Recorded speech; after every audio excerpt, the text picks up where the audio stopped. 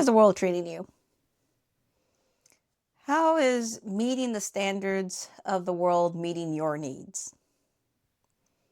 That's where I was at.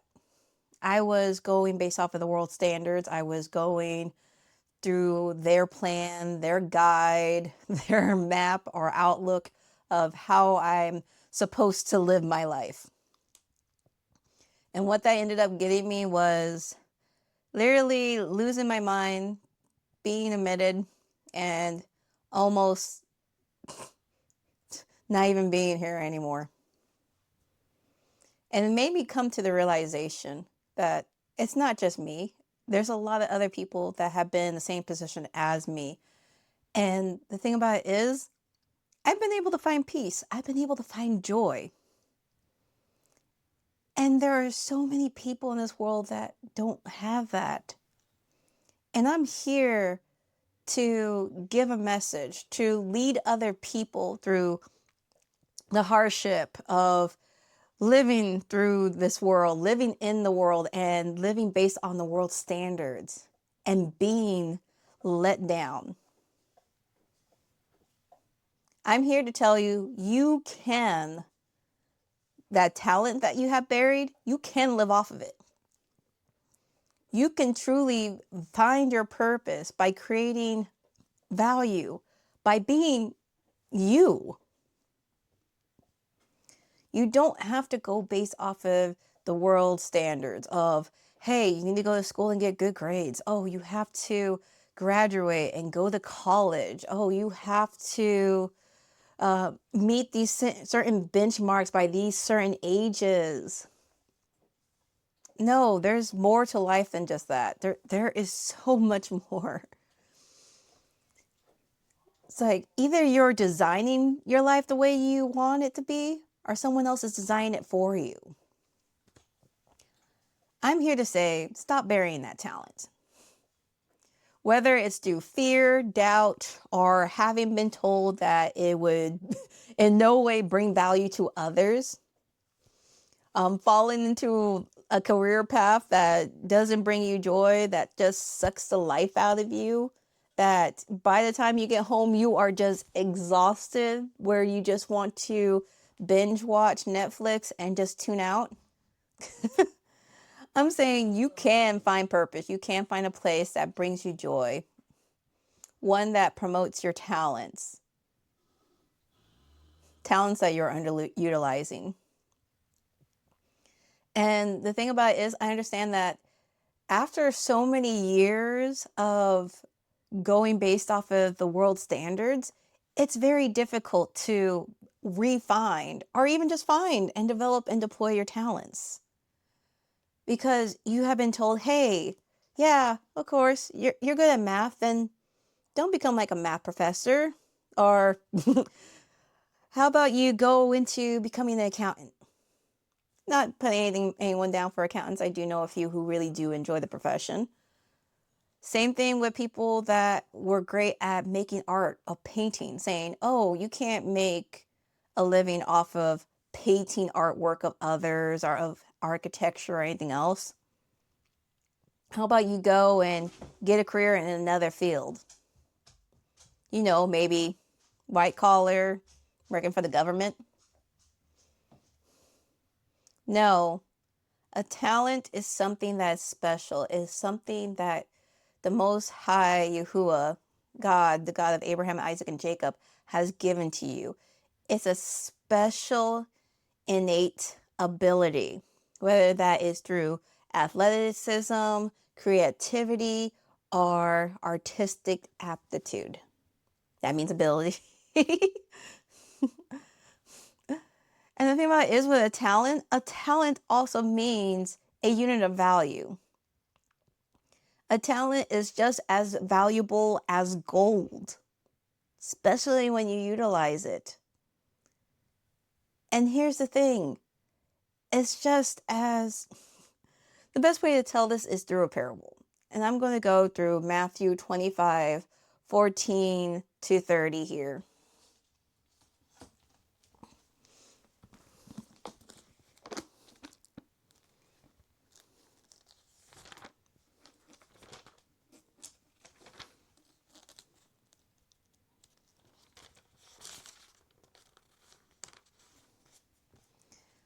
So KJV, Matthew 25:14-30. For the kingdom of heaven is as a man traveling into a far country, who called his own servants, and delivered unto them his goods. And unto one he gave 5 talents, to another 2, and to another 1, to every man according to his several ability, and straightway took his journey. Then he that had received the 5 talents went and traded with the same, and made them other 5 talents. And likewise he that had received 2, he also gained other 2. But he that had received 1 went and digged in the earth, and hid his Lord's money. After a long time, the Lord of those servants cometh and reckoned with them. And so that had received 5 talents, so he that has received 5 talents came and bought other 5 talents, saying, Lord, thou deliverest unto me 5 talents. Behold, I have gained besides them 5 talents more. His Lord said unto him, Well done, thou good and faithful servant. Thou hast been faithful over a few things. I will make thee ruler over many things. Enter thou into the joy of thy Lord. He also that had received 2 talents came and said, Lord, thou deliverest unto me 2 talents. Behold, I have gained 2 other talents besides them. His Lord said unto him, Well done, good and faithful servant. Thou hast been faithful over a few things. I will make thee ruler over many things. Enter thou into the joy of thy Lord. Then he that which had received the 1 talent came and said, Lord, I knew thee that thou art a hard man, reaping where thou hast not sown, and gathering where thou hast not strawed. And I was afraid, and went and hid thy talent in the earth. Lo, there, thou hast that is thine. His Lord answered and said unto him, Thou wicked and slothful servant, thou knewest that I reaped where I sowed not, and gathered where I have not strawed. Thou oughtest therefore to have put my money to the exchangers, and then at my coming I should have received my own with usury. Take therefore the talent from him, and give it unto him which have 10 talents. For unto every one that have shall be given, and he shall have abundance. But from him that have not shall be taken away even that which he has. And cast ye the unprofitable servant into outer darkness. There shall be weeping and gnashing of teeth. And many are going to think, why the parable of the talents? Why even bring up these 3 servants who their master has left in a town? And the thing about it is that he gives based on everybody's ability. And the thing about it is, your ability is not unlimited. Because yes, you had one servant who received 5 talents. You had another servant who received 2, and then another one that received 1. And if you look at the multiplying effect, the servant with 5 was able to increase it to 10. And the servant with 2 was able to increase it to 4. And then the servant with 1, he just buried his. Which tells you it's not just a unit of value such as gold. It's also skills.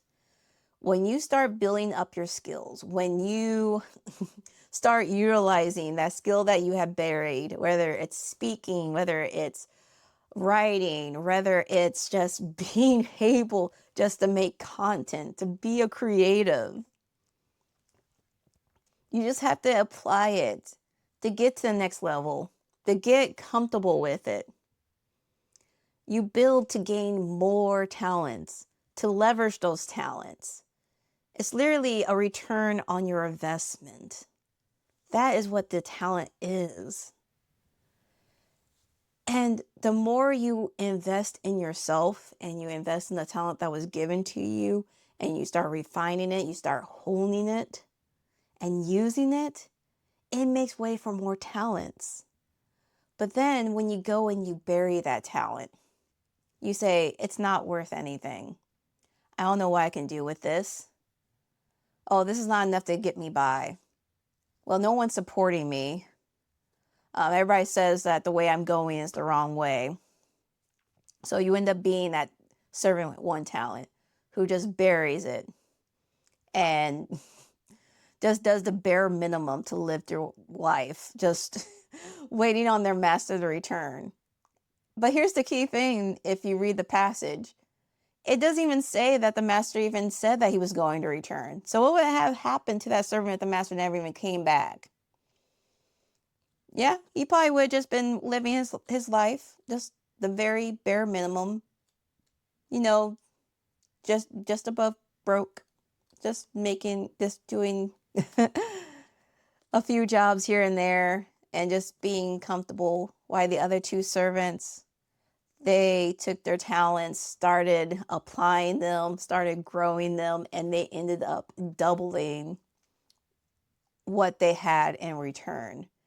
And when their master did return, they weren't just given their double talents. He let them keep it. So the one that had 5 that had 10, he got to keep it. The one that had 5, the one that had 2 that grew it to 4, got to keep it. And also both of them actually were given more to be able to operate in that ability, in that talent that was given them. So don't waste what was given to you. It's a God-given ability. Not everybody has it. Yes, I understand. People look down on it. The reason why is just they're just projecting their own insecurities onto you because they let their dreams die.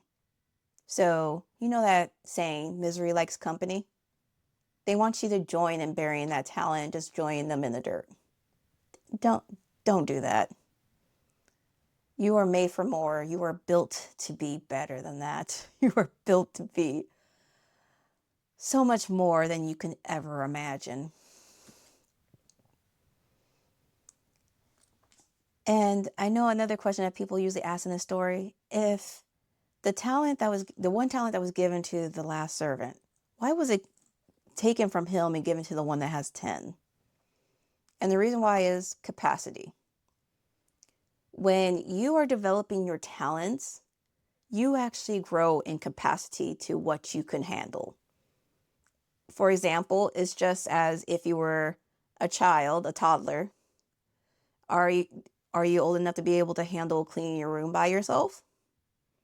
Probably with a little bit of assistance you can do it. But then by the time you're 10, you're able to clean your room by yourself. By the time you're 16, you're able to drive a car when at 10 you couldn't. Because you start increasing that capacity. You start out small and you just starts growing. So the talent went to the one that had the higher capacity, which was the one with 10 talents. Doesn't mean the one with 4 can't get there. He doubled it. Remember, he's at 4. If he keeps working at it, if they keep working at it, they'll be able to double it to 8 and eventually actually get past 10.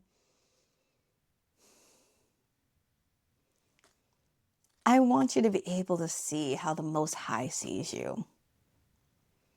So join me on this journey. Join me on being able to change your mindset of not being in the world standards. Because I was there once. As I said, been there, done that. I didn't just survive. I have made it to the other side and seen the incredible things that are on that other side that is called fear. So take this journey with me. I'll be here doing more studies as we grow our talents, as we start changing our mindset, start changing how we speak about ourselves, and also to our behavior of being able to outgrow the world and follow the Most High. Stay blessed.